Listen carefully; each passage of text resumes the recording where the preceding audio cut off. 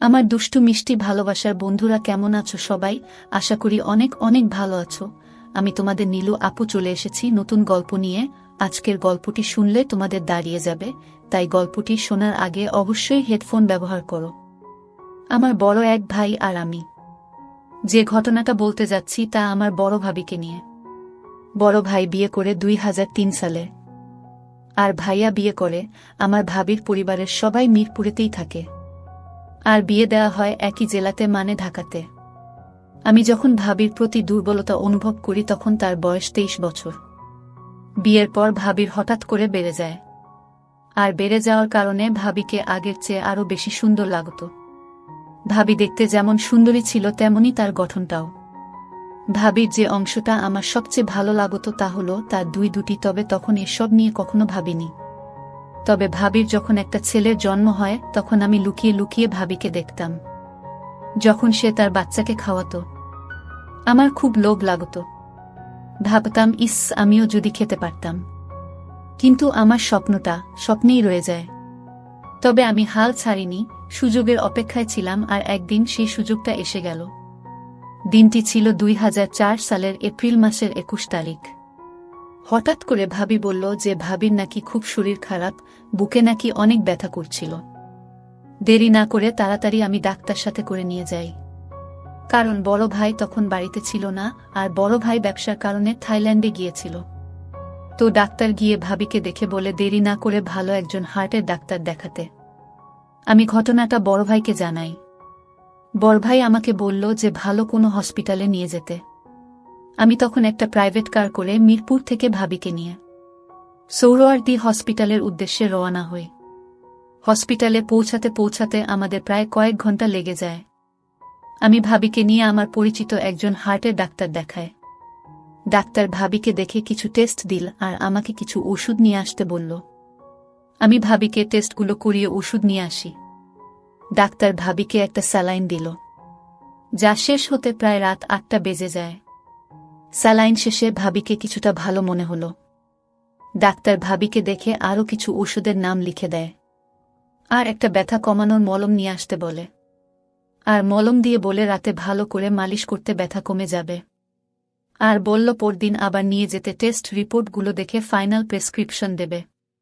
ডাক্তারের কথা শুনে আমি তো মনে মনে খুশি, কারণ আজ হয়তো সেই দিন যে দিনের অপেক্ষা আমি অনেক আগে থেকে করছি। আমি ভাবিকে আমার মনের কথা বুঝতে না দিয়ে জিজ্ঞেস করলাম, ভাবি এখন কি হবে, রাতে কথায় থাকবো আমি? ভাবি অনেকভাবে বলল, এক কাজ করো, তুমি যেহেতু থাকতেই হবে, চলো কোনো হোটেলে গিয়ে উঠি, এই রাতটাই তো মাত্র, কোনো রকম কাটাতে পারলেই চলবে। আমার তো ভাবির কথা শুনে আকাশের চাঁদ পাওয়ার মতো অবস্থা। তাহলে বাসাতে আমি জানিয়ে দেই, কি বলো? ভাবি, হ্যাঁ তাই করো। আমি বাসাতে আর বড় ভাইকে ফোন করে সব জানাই। বড় ভাই থেকে যাওয়ার জন্য বলে। আমি ডাক্তারের দেয়া ওষুধগুলো আর মলমটা নিয়ে বাইরে থেকে খাওয়া দাওয়া সেরে ভালো দেখে একটা হোটেলে উঠি। হোটেলে ওঠার পর আমি ভাবিকে বলি, তুমি আগে ফ্রেশ হয়ে নাও, তারপর আমি তোমার মলম মালিশ করে দেব। ভাবি আমার কথা শুনে একটু লজ্জা পেল, আর বলল, তোমার মালিশ করতে হবে না, আমি নিজেই মালিশ করতে পারবো। এ কথা বলার সময় ভাবির মুখে মুচকি হাসি ছিল।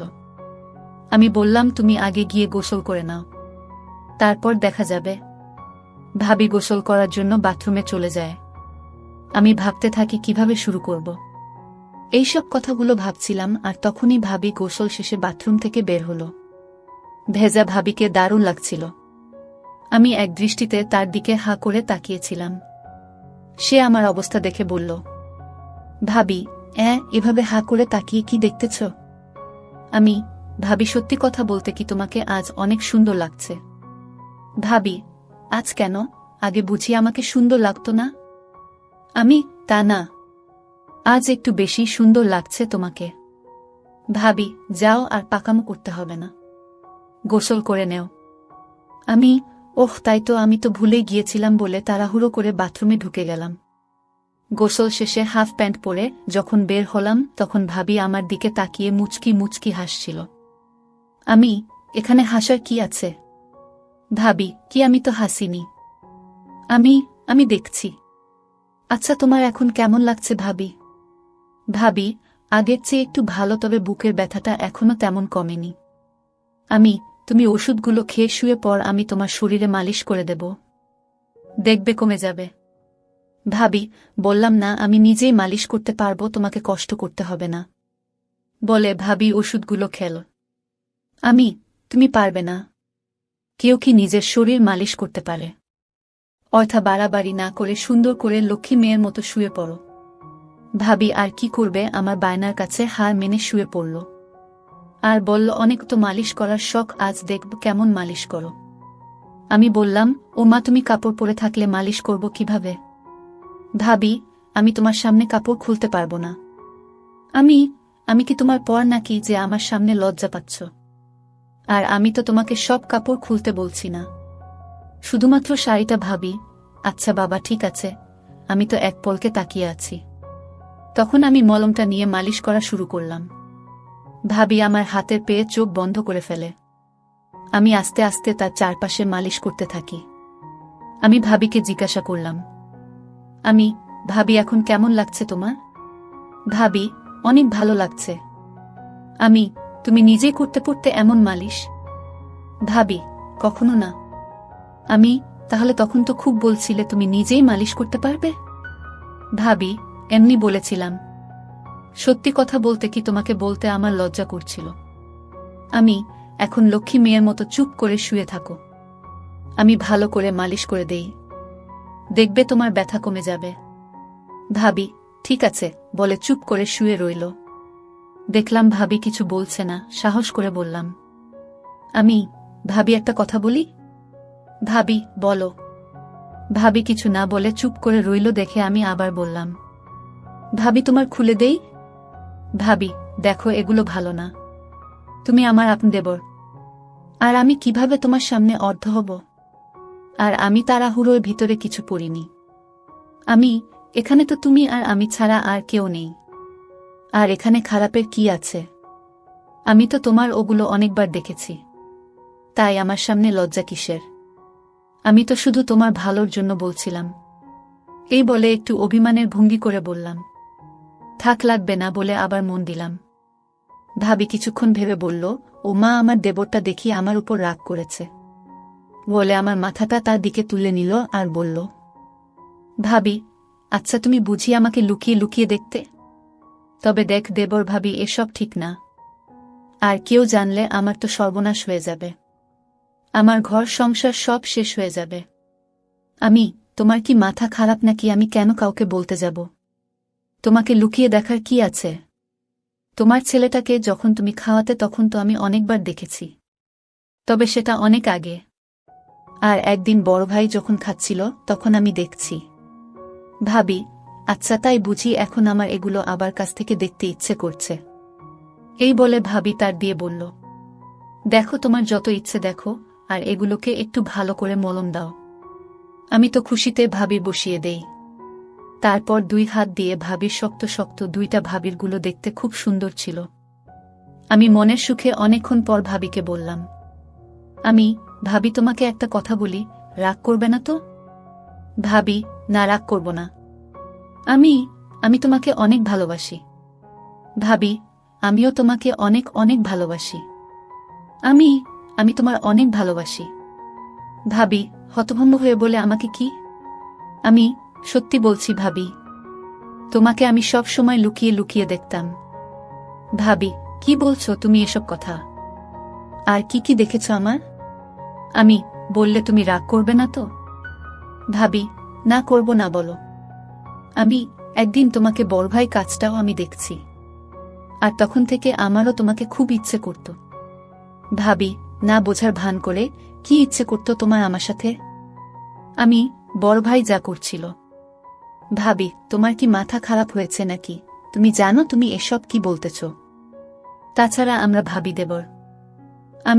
তুমি তাহলে কিছুই জানো না? আজকাল সবই সম্ভব। আমি অনেকগুলো ছবি দেখছি যেখানে শুধু দেবর ভাবি কেন, ভাই বোন মা ছেলে তো ওইসব কাজ করে।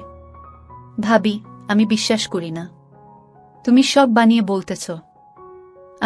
কসম ভাবি, আমি কিছুই বানিয়ে বলছি না, সবই সত্যি। প্রথমত আমিও বিশ্বাস করতাম না, কিন্তু যখন দেখলাম তখন বিশ্বাস না করে থাকতে পারিনি। আর এছাড়াও বাজারে অনেক গল্পের বইও পাওয়া যায়, যেখানে মা ছেলে, বাবা মেয়ে আর ভাই বোন, ভাবি দেবরের গল্পে ভরপুর। ভাবি, তুমি কি সত্যি বলতেছ? ভাবি, আমি কি তোমাকে মিথ্যে বলবো নাকি? আর কসমও তো করলামই।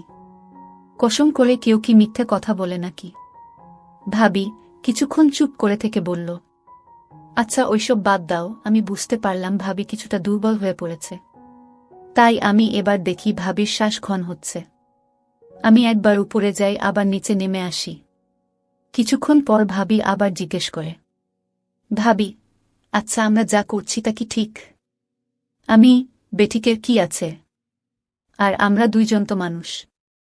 আর যদি চায় তাহলে সেখানে সমস্যা তো থাকার কথা নয়। আর তুমি কি জানো পৃথিবী শুরু হয়েছে পারিবারিক খেলা দিয়ে। আগে তো দেবর ভাবির ভাই বোনের বিয়ে বৈধ ছিল, আর তা হতো অনেক ধুমধাম করে। আর অনেক জায়গায় বাবার যদি কিছু হয় ছেলে তার মাকে বিয়ে করে। এরকম আরও অনেক কাহিনী আছে। ভাবি, তাই নাকি? তুমি এত কিছু জানলে কি করে? বই পড়ে। ভাবি, তাই তো বলি আমার প্রতি তোমার এত মনোযোগ কেন ছিল? আচ্ছা তুমি তাদের মতো আমার সাথে। তুমি যদি মতো দাও তাহলে তোমাকে ভালো করে, আর এটা আমার অনেক দিনের আশা। একমাত্র তুমিই পারো আমার আশাটা পূরণ করতে। ভাবি, হ্যাঁ তুমি। ভাবি, কিন্তু আমার খুব ভয় করছে যদি কেউ জেনে যায়। তুমি আর আমি যদি কাউকে না বলি তাহলে কে জানবে? ভাবি, তা ঠিক, তবে এটা করা কি ঠিক হবে? ভাবি তুমি শুধু শুধু চিন্তা করছো। কিছুই হবে না, আর কেউ জানবেও না। আমরা তো আর সবার সামনে না। এসব কথা বলতে বলতে আমি ভাবির কাছে, তা ভাবি এতক্ষণ খেয়াল করেনি। পরদিন সকালে ফ্রেশ হয়ে হোটেল ছেড়ে দিয়ে আমরা নাস্তা করে হালকা মার্কেটিং করে সকাল 9টার দিকে আবার হসপিটালে যাই। ডাক্তার বলে চিন্তার কোনো কিছু নাই, রিপোর্ট নরমাল। তবে যে ওষুধগুলো দিয়েছি তা চালিয়ে যান, আর 1 মাস পর এসে আরেকবার চেক আপ করে নিবেন। আমরা ডাক্তার থেকে বিদায় নিয়ে বাসার দিকে রওনা দেই। আর ওই দিনের পর থেকে আমাদের প্রতিদিনই হয়ে থাকে। আবার কখনো ভাইয়া যদি দেশের বাহিরে যায় তখন আমাদের রাতেও হয়। আর এভাবেই আমাদের ভাবি দেবরের সম্পর্ক চলতে থাকে, যা আজ পর্যন্ত চলছে।